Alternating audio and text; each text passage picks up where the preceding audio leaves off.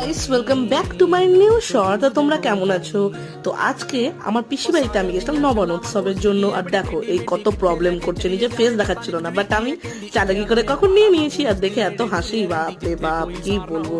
আর দেখে দেখো আমার পিসি কত রান্নাই না করছে বসে। এদিকে সব রান্না হয়ে গেছে, এদিকে আমার বৌদিরা চিড়া খাচ্ছে। দেখো কিভাবে খাচ্ছে, বুঝতেও পারছিলাম কিভাবে রেকর্ড করছি তাকে। এদিকে পিসি রান্না করছে সব রকম, এইদিকে জুম করে আমি তোমায় দেখাবার চেষ্টা করছি। দেখো সব রকমের ভাজা হয়ে গেছে রান্না করা। আমি সবে মাত্র দই চিড়ে খেয়ে উঠলাম।